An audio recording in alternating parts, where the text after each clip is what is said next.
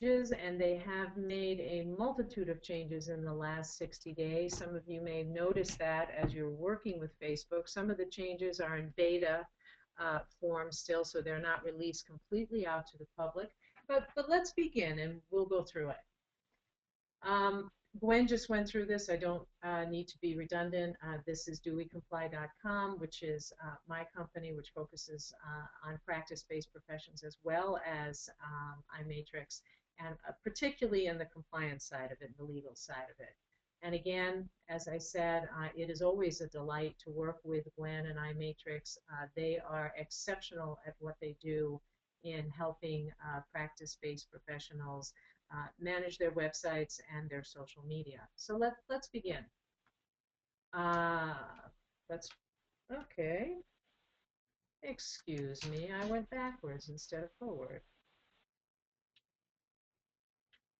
Okay, this is simply a disclaimer, and I'm just letting everybody know that I'm not an attorney.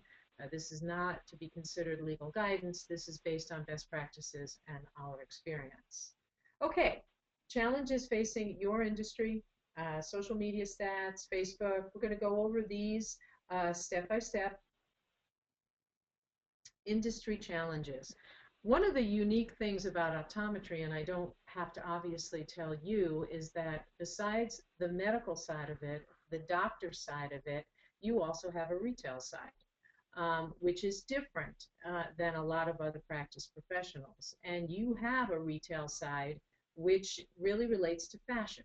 I mean, glasses are part of fashion, and particularly over the last several years, as you know, it's really cool to have really cool glasses, prescription sunglasses, so on and so forth. And one of the challenges that you guys are facing is obviously competition from such places as Costco and Walmart, as well as online sites such as Warby Parker. And I'm sure you all know that now 20% of contact lenses are purchased online. So just some numbers here for you guys. You probably are aware of these, but your share of exams is around 65%, but share of materials has been declining to around 40%. So again, you have the two sides of your practice, and that's one of the reasons that social media can be so powerful for you. Consumer behavior has changed. We know that. We know if you ever go to a Costco or a Sam's on a Sunday afternoon, it's a mob scene. We know that these places have opened up optometry centers inside them, a Walmart, the same thing. We know that we're all more comfortable buying products online thanks to Amazon, whether it's books or personal items or clothing or shoes, we do that. Also greater price transparency, and Amazon has really driven that movement. So, and lastly, we're all looking for, you know, the most convenient, the quickest way. We've moved a little bit, not everybody, but I'm speaking here about the general public, moving a little bit away from that one-on-one shopping experience, more to how fast can I get in, how fast can I get out, and what's going to be my lowest cost. So Walmart, of course, top of the list there. Once again, primary source of revenue for the eye care professional, the managed care vision provider. Just a couple of examples here that you are obviously familiar with. And here again, when consumer behavior changes, what begins to happen, or what potentially can happen then, is your large-scale employers will start shifting to insurance providers, insurance plans that work with providers that can provide the service the consumer wants. And that goes back to the lower price, the more transparency, the more convenience. So again, these are some challenges, and we want to be able to counter these challenges and really have you be the place that people not only go because they need an exam, but then it's not walking out with the prescription and going across the street to Walmart to fill it, or going over to a lens crafters or going over to a Costco. There's nothing wrong with these places, but obviously we want to keep the revenue with you, with the traditional optometrist. So there is a lot of opportunity. And some of these things you can easily do, and one of the great things is you can easily do them through social media. And if you'll notice here at the bottom, very important,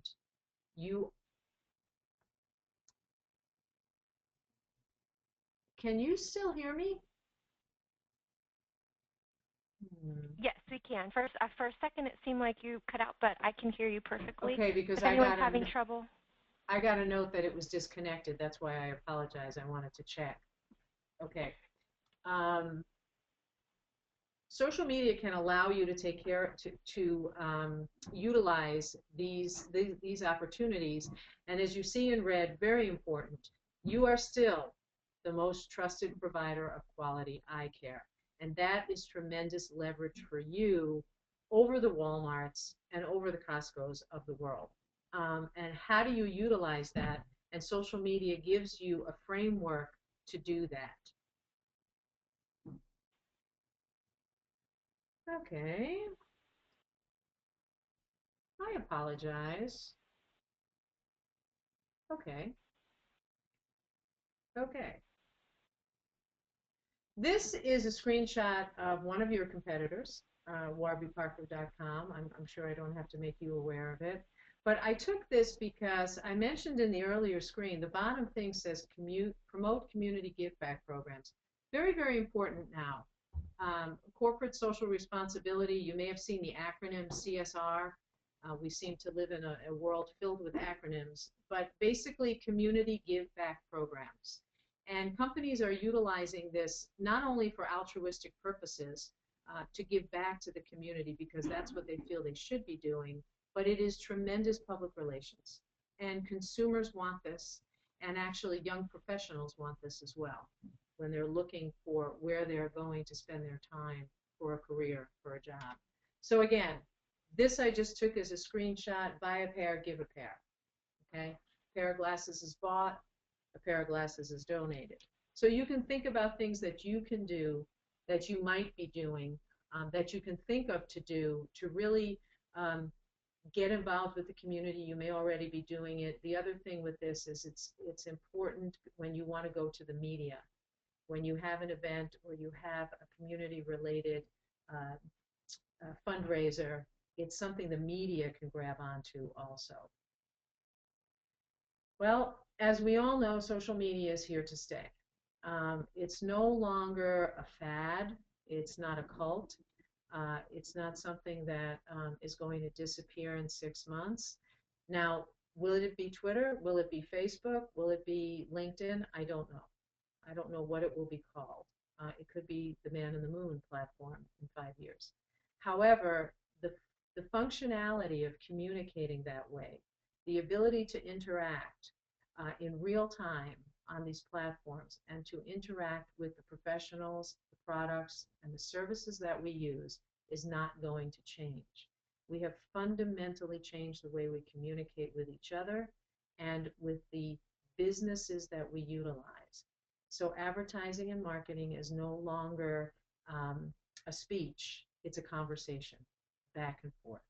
So these are just some very recent stats. Just for an FYI, Twitter, we're up to 500 million users, over 140 million in the United States. YouTube, as astonishing as it may seem, 4 billion views per day.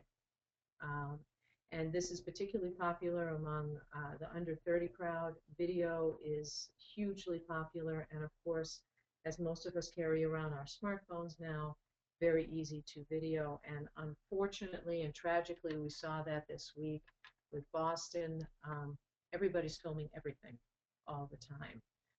So on the one sense, we get instant news, shall we say, instant photographs. On the other hand, sometimes people are taking pictures of things that are completely inappropriate, and we'll talk a little bit about that.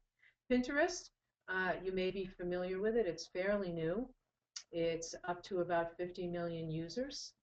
It grew dramatically in its first 2 years. It has slowed down somewhat in growth. It is about 80% women using that site. Google Plus, they are now up to about 340 million active users. They were kind of stuck at around 100 million, and Google has now been able to get more people involved in this because Google is making so many things surrounding our ability to use Google. So we're now over 340 million active users, and of course LinkedIn. LinkedIn is the professional to professional network. It is the most successful business to business network in the world for a social media platform, and it is up to 200 million users. Now you notice Facebook wasn't there. It's the big kahuna, so it's here separately. It is, I believe, the foundation for what you're doing with social media from a consumer standpoint, from reaching out to potential customers, potential patients. And of course, you want to integrate the patient to become the consumer and the customer. So these are very recent Facebook stats from this year. We're up to 67% of the American internet users, and most Americans have internet now. And I was just reading something the other day about how within 5 years they believe that everyone in the world will have the ability to connect to the internet, even in some areas of the world where they may not have other things, they will have access to the internet. Here you can see it broken down by age. The interesting thing about this is it doesn't matter the age. People are on Facebook.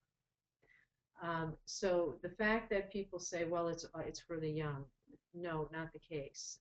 As you can see here, a tremendous amount of people are using it, and they're using it a lot. We spend almost 7 hours a month on Facebook, okay? And so we've got over 168 million Americans using this vehicle. Now, this is an important one because for about 3 years, Facebook was telling us that the average number of friends was 130 per person. So you have a Facebook page for personal use, the average number of friends was 130. That has jumped to 229 based on a Pew Research study in 2012. That is a huge jump. And that means that we've got even more potential to reach your potential customer, patient, existing customer when we use Facebook. So again, we've gone from 130 to 229 in 2012. What does all this mean? Okay. As I said, Facebook, the primary platform for consumers. That's where they are. That's where they're mingling. That's where you can reach them. That's where testimonials and referrals are going to happen among people. Facebook page for the practice, essential. And let me state here, I said that the average number of friends, that's a personal page, is 229. But everything else we're discussing here is about your professional presence with a business page on Facebook, okay? And you can make it fun. You can make it fun by getting your patients, your customers involved, and we're going to talk about getting your staff involved. And of course, as I said at the very beginning, you have the added advantage of being in a medical profession where you can educate people, but you can also have fun with it with a retail product that relates to fashion and style. So you really do have a very strong advantage there. Now, creating your Facebook page. Facebook does have terms of service. And I know that we all sign up for these things and we click the little box that says, I agree with the terms of service. And I'm guessing that 98% of people don't read the terms of service. So there are certain things you can and cannot do on these platforms. So on your Facebook page, you do want to create a banner that reflects your business. And the banner is that big part of the Facebook business page. Very important to completely fill in the About section using keywords. Be sure your contact information appears there. Be sure your hours appear there. Be sure your address is correct. And of course, if you're working with a company like iMatrix, they'll take care of this for you, and that's what's so important. Um, you also want to create a username. Facebook says once you have 25 likes or 25 people that have connected to your Facebook business page, you can go to facebook.com/username and um, and take your username. So maybe it's Optometry Las Vegas, or the name of the practice, ABC Optometry. So then you would actually have a URL that you can put on all of your correspondence that will link right back to the Facebook page. If you can grab the same one as your website, that's great. Go ahead and do that. Just because it's taken as a website doesn't mean it's taken on Facebook. There are a couple of things you don't want to do. You never want to use a profile page as a business page. I know people say, oh, but it's so much easier to, collect friends, and it's so much easier to talk to people and reach out. Doesn't matter. It's a very strict violation of Facebook's terms. And I will tell you that Facebook is looking at shutting down pages. They say they have about 85 million fake pages that they're starting to work on shutting down, as well as pages that are not adhering to their terms of service. So basic principle, don't use profile page as a business page, and of course iMatrix would have you set up within all of the terms of Facebook. Don't run any contests or sweepstakes on your Facebook wall. For example, uh, send in a picture of you in your favorite pair of sunglasses. Um, the coolest picture or the funkiest picture or the weirdest picture is going to win an iPad. Can't do it on the Facebook wall.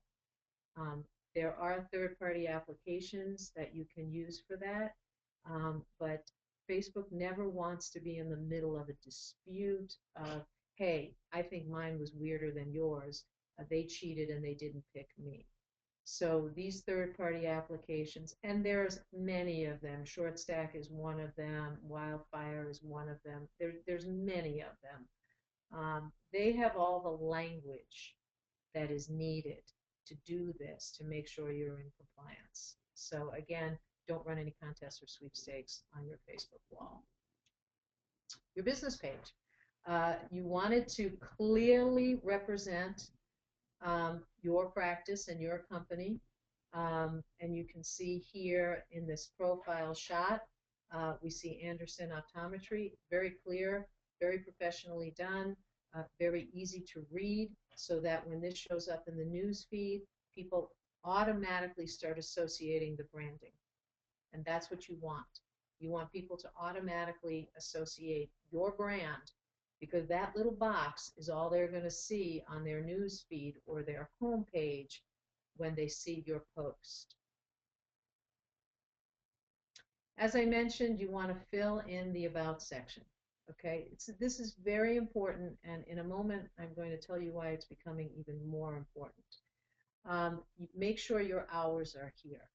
Make sure the location is correct. When you fill in the about, when you fill in the description, when you fill in the general description, if you fill in a mission statement, use as many keywords as possible. What do I mean by that? Use words like optometry or glasses or sunglasses or fashion. And what you can also do is you can go to Google Keyword Tool. If you just type in Google, Google Keyword Tool, you will get to a free component of Google that will allow you to put a phrase in. Optometrist in Las Vegas, or eye care in Las Vegas, or eye care in Minnesota, or whatever it is. Google will bring you up what phrases are actually being searched and how many, average monthly, global and local. So you can really get a feel of what people are actually putting in Google when they need your services. And it may be different than what you think. So again, that's the Google Keyword Tool. It is free. And it can help you find keywords for some of this if you're filling this in by yourselves. We talked about some new features. One of them is a reply feature. I'm sure you've noticed on Facebook a conversation where there may be 28 comments and it keeps going, and people use the @ sign to relate to who they're talking to, because someone may be the 10th comment and someone down on 20 wants to talk back to the person at 10, and it's confusing. So what Facebook has recently done is put in this reply feature, meaning you can directly reply to the person who wrote the comment that you want to address. And you'll start seeing it show up on more and more of your pages. So for you, it makes it easier for a customer, patient, to follow, to say something directly to you or to another patient and follow a conversation. This will make it a lot easier to follow a conversation and have it make sense. So again, you will start seeing this show up. This is probably the most important thing that Facebook has done. This is my Facebook page, and please, by all means, I'd love to have you connect with it. But you can see this dark blue bar here where it says Performance Intermedia. This bar right here is called Facebook's new graph search. What does that mean?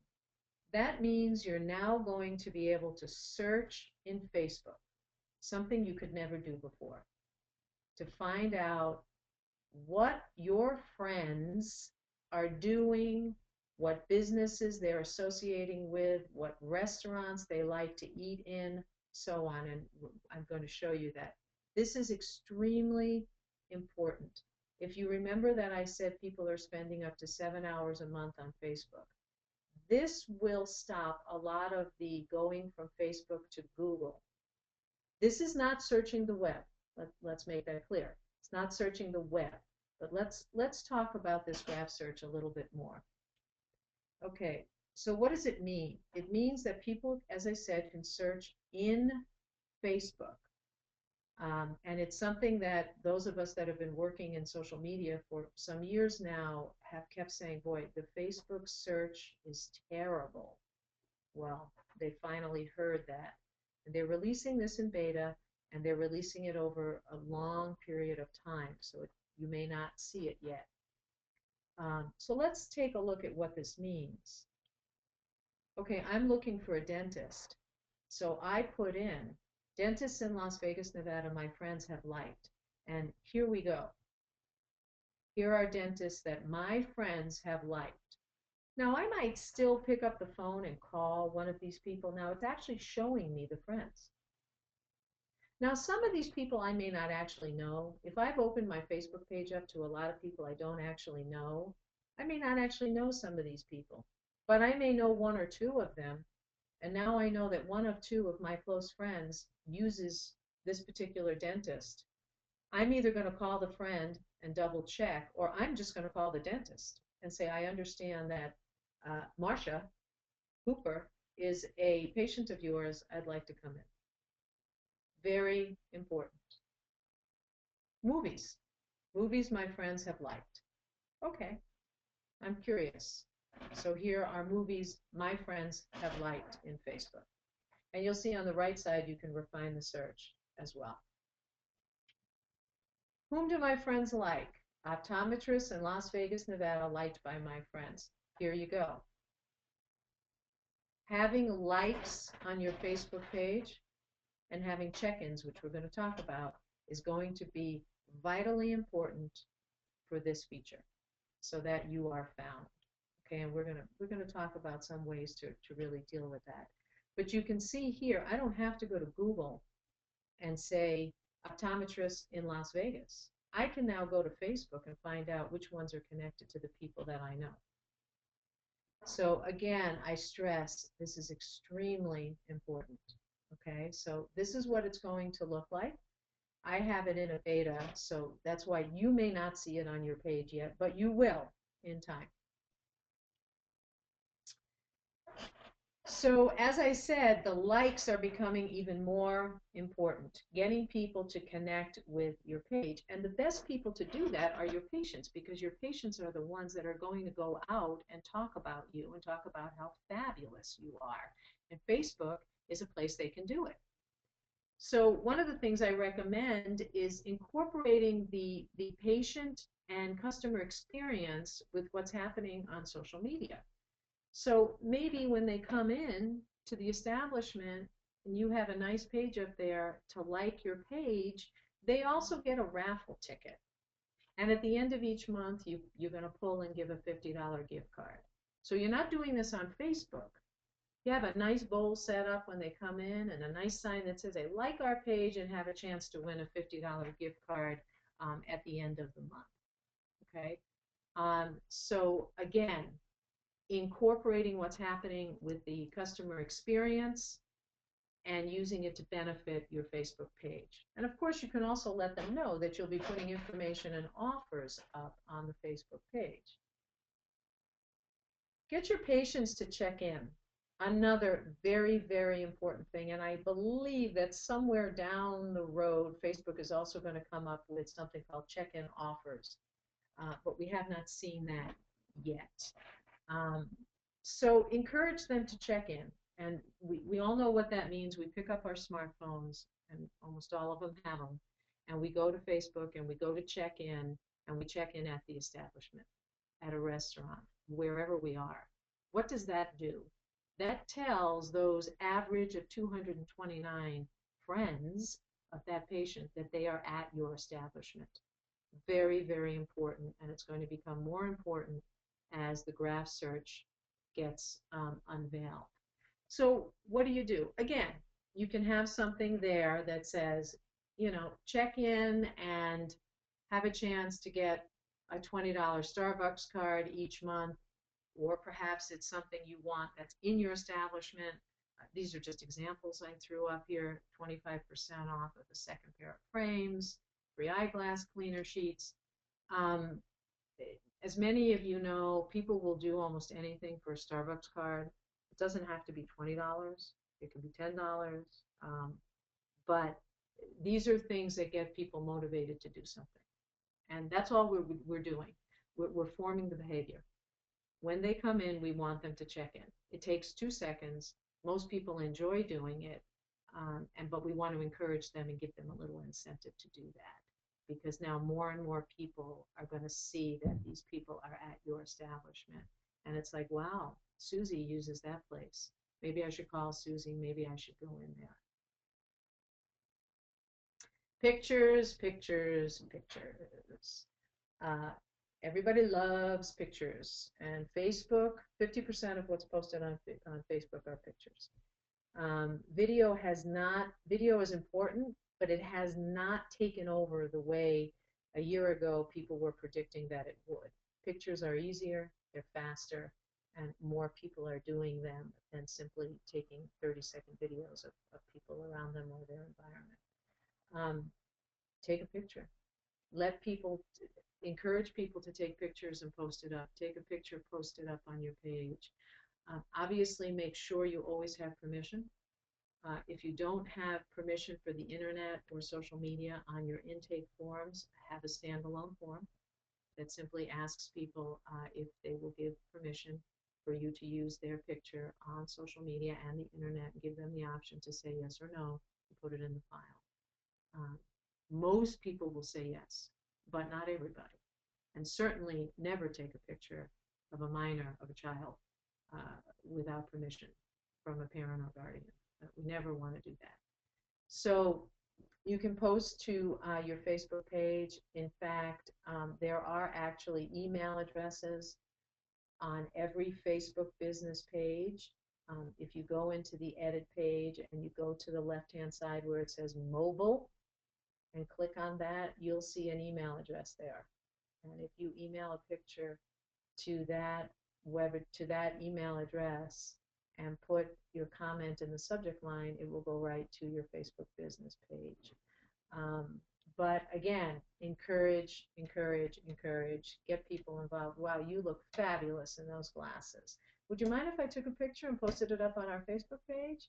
No, of course not. And then the person goes home, tags themselves, and puts it on their page. So now everybody that they're involved with sees it, and everybody connected with the page sees it, and you've expanded out. So again, encourage your patients to tag and share their pictures. Post often and engage. Um, Absolutely. And I'm going to give you another tip here that's not on here. It's a tip I don't always give out, but I'm going to give it out today.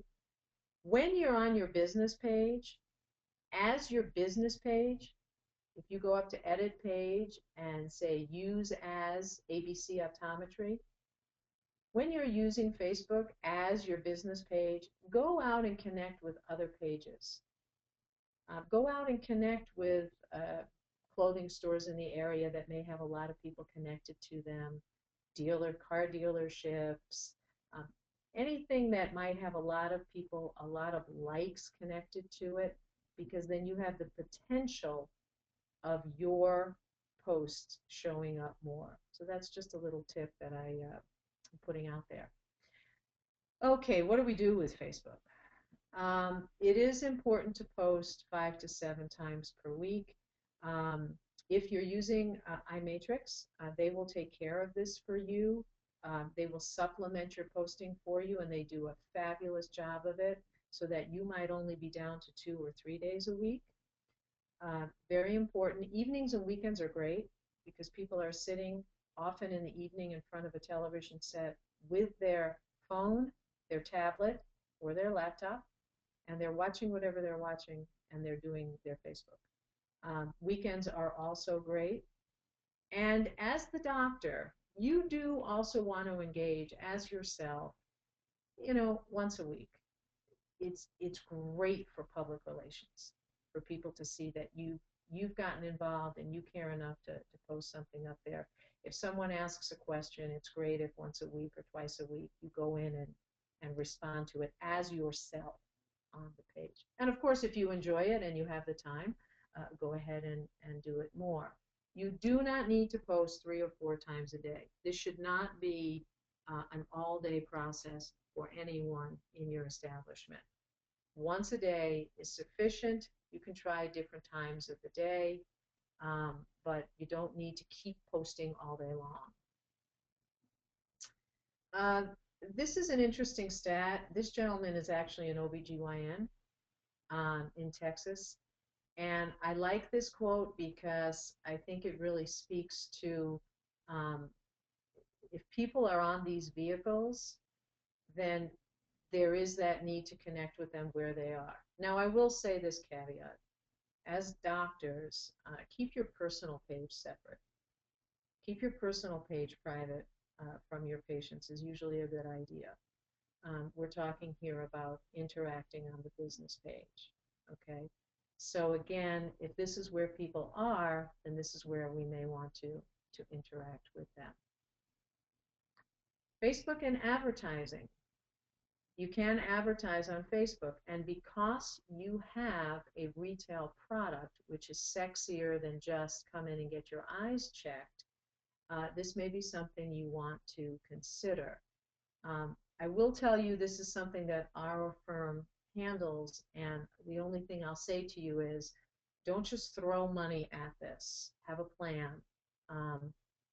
And as I mentioned here, women and men both will click more on an ad with an attractive woman across the board. So just a point of fact there, and you can see I put up this lovely lady, and she's got her pair of glasses there. And it can be extremely effective for promoting your brand. So again, with Facebook, you can target your audience, the age, the sex, the interest. You can even narrow down to zip codes around your office. So instead of doing a city, you can actually just take 5 or 6 zip codes around where you are geographically, if you wish, and pick that as where you're going to target your Facebook advertising. You will have a daily budget and a bid price, and Facebook will actually give you a recommendation on a bid price. A call to action. What is it that you want them to do? Do you want them to click over to your Facebook page? Do you want them to click to a separate landing page where maybe there's a coupon for something. You can do that on Facebook as well. You can create a separate page on Facebook that has a printable coupon so that when people come in, you know that it came from that Facebook ad. Again, as I said, don't just throw money at this. Test multiple ads, have a place for people to go, make sure you pick your demographics, and this can be excellent for branding. Because not only are you going to have people click, you only pay when people click, but you might get 100,000 impressions or 200,000 impressions. And what does that mean? That means that that's how many times people saw your ad. So again, just like any advertising where people need to see something 8 to 10 times, even if they haven't clicked, on the right-hand side of the Facebook page, they are subliminally seeing your branding each time. So targeting your demographics, as I said, I just put a sample up here. I picked some zip codes, 5 zip codes, 18 with no maximum age. And I just threw in fashion, eye glamour, contact lenses, glasses, optometry, eye examination. You can see there's a lot more, and Facebook will give you suggestions. 3,700 people just in those zip codes who have one of these things, one or more of these things in their interests. So very, very highly targeted. Okay, so we're reaching people in a certain zip code with these particular interests. Okay, so this is how we would target demographics in Facebook. And Facebook tends to upgrade this a lot also, so they give you more and more clues into what else you might want to target. Okay, we talked about staff, leveraging your human capital. Gwen, here, would you mind asking how many of our attendees get their staff involved in their social media? Absolutely. There we go. Everyone should be able to vote by clicking yes or no, whether you use your staff.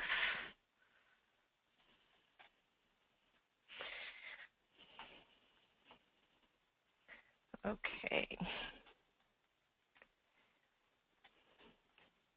And while Gwen's doing that, it's important to get your staff involved for several reasons. One, they do engage with your customers, with your patients. They're establishing a relationship there. From a time standpoint, it should not take them more than 15 or 20 minutes a day, and you can rotate. Sometimes we'll set up a schedule with, okay, you post on Mondays, you post on Tuesdays, you post on Wednesdays, and we work with getting the most efficient, effective posting. There are things you can do so that you already have posts already figured out in advance. For instance, frequently asked questions is a great thing for posts. The questions that you get asked over and over again. And in your case, you know, new styles that are coming in, educational things. But it gets your staff really involved in growing the practice. And you can pre-schedule posts on Facebook as well. So it looks like it's about 50-50. We have some people are using their staff, and then some people haven't started using them yet. Okay, great. Thank you so much. Create a social media plan. You know, decide which staff members will be involved. Make them admins on the Facebook page, and prepare a list, as I said, of upcoming posts, new styles. Summer's coming. Sunglasses. Perhaps you're doing an offer. You know, you buy your glasses and get 50% off your sunglasses, or 25%.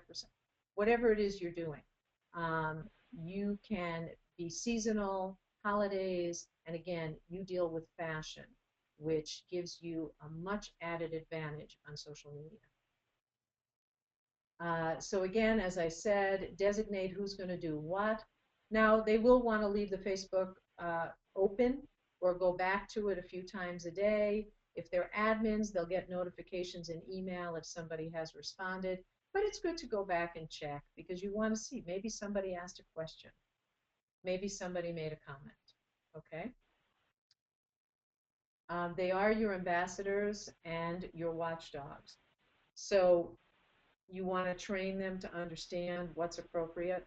Uh, you want to train them to know when to move from a wall, when to respond to a comment, excuse me, on the wall versus a private message. Obviously, any personal medical information or question goes to a private message, gets taken offline, suggest that the person call, ask the person to send a private message with their phone number or to call you. And these are things that we work with. And teaching to respond to a negative post. I mean, sometimes somebody says something negative. Don't delete it. That can be tremendous PR for your practice. It's just a matter of responding to it in a timely fashion and responding to it appropriately. And we talk about that as well. Policies, regulations, and the law. Okay, this is the real fun stuff. Have a social media policy. And Gwen, if you would just quickly, while I'm talking, just ask again how many people have a social media policy in their practice. Um, Absolutely. this is becoming more and more of an issue. It's important to have a policy, just like everyone had an internet policy. Now you want to have, it doesn't have to be elaborate, but you want to have something that tells your staff what's appropriate. And this is whether they're doing their social media for you or not, because chances are they have their own social media pages. So you want to make it clear, can they use Facebook during business hours on the office, on the practice computer? Um, what is considered appropriate? Don't be overly restrictive. Don't issue mandates. This is where the National Labor Relations Board is looking very closely at protected speech. In other words, in plain and simple terms, employees have the right to discuss their employer on their Facebook page. It is part of our collective bargaining, part of Section 7 of our labor law. You cannot forbid that. Now, you can certainly, it's inappropriate to harass another employee. It's inappropriate to bully, things like that. But they can discuss work. They can even discuss their wages. So what's happened now is companies who have created social media policies, even companies as big as Costco and Walmart and Target, have been slapped because their policies violate the law. So again, very simple, very straightforward. The other thing on here is you obviously want to communicate it to your staff. You want to have them sign and acknowledge receipt of the policy. And there is a company, if you go to my website, dowecomply.com, there is a company where you can back up everything you have on your social media sites to your computer. There is a free trial there, but even after the free trial, it's under $20 a year, and it will back up on your computer everything on your Facebook business page, if you want your Facebook personal page, your Twitter, your LinkedIn. But I say 2 reasons. You never know when something might happen, and you don't want to lose all those pictures and lose all the stuff that's up there. And number 2, Facebook, it is admissible in court. If there ever is an issue, you have a record on your computer of everything that transpired on your Facebook page. So again, that's at dowecomply.com. And Gwen, do you have that? Yes. So it looks like the majority of the audience does not have a social media policy in their office. Okay, thank you.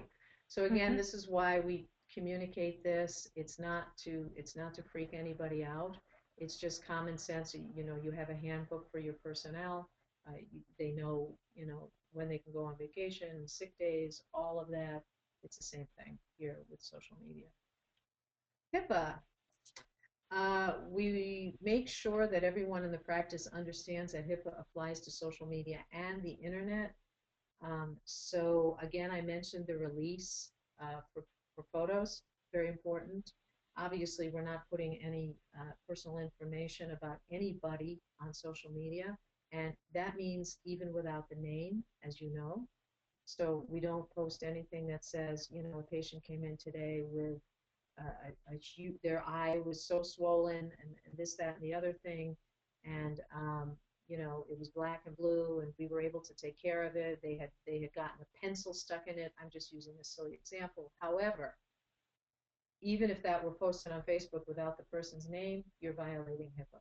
because somebody might recognize that person. And I know you're aware of this. I just want to restate it because social media, people tend to forget and they don't use filters on this stuff. And although it can have a tremendous impact positively on your business, we just need to be smart, common sense. Again, when you are dealing in the patient environment, my recommendation is that you don't discuss anything with anybody when they're on a cell phone. I know many of my practice professionals have a sign up, not this sign up, but a sign up in their office. We will not discuss anything with you when you're on your cell phone. First of all, it's rude. Your time is valuable. The patient's time is valuable. Second of all, there is some gray area as to whether or not there's a third party present, um, because you can hear through the cell phone. So just, something to avoid, something to be aware of. And I'm going to go back to one more thing here where I say putting signs up to encourage patients. You obviously cannot regulate what everybody does, but it's nice to have signs up in the practice area, as well as in the eyeglass area, just saying, please respect the privacy of others. So you don't have one patient taking a picture of another patient and popping it up on Facebook. It's very tempting. It's very easy. You've just, you're educating your patients, and you can say the same thing on the Facebook page. Please don't take a picture of someone else, and please respect other people's privacy. And then I've been using this. This is something that Rotarians live by. It's called the four-way test. I added, and recently Rotarians around the world have been talking about adding post, blog, tweet, or text. It's common sense of the things we think, say, or do, post, blog, tweet, or text. Is it the truth? Is it fair to all concerned?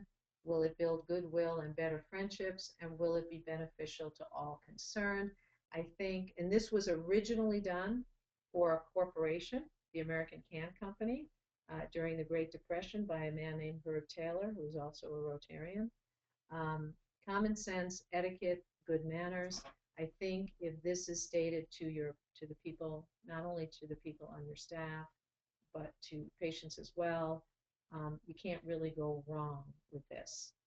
So I like to put that up there. Very simple. It's here to stay. It can be extremely valuable for you. It's just a matter of getting started, being committed. It doesn't happen overnight. iMatrix can help you tremendously with this, because it's getting to the point where catching up is going to be really hard to do. And truthfully, if you don't start incorporating this consistently, there is that possibility you will become irrelevant within the next 5 years. And questions? Well, Debbie, thank you so much. As usual, what an excellent presentation. Just such great information on, everything from HIPAA compliance to, how you deal with your staff and how you can utilize them and leverage them to help grow your business online. So thank you so much for the great presentation. If anyone has any questions, please feel free to type them into the question and answer module on your screen, and we will try to get to all of them. There are a couple already in there.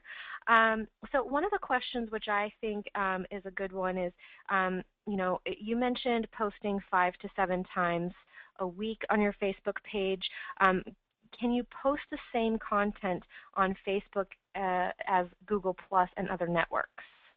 You can. I mean, you certainly can. I would vary it a little bit now and then. I know many people will set up a Twitter and link the Facebook to the Twitter, and I think that's okay for maybe 75% of the time. If you're going to use Twitter, I do recommend that once or twice a week you go in and put something specific to Twitter.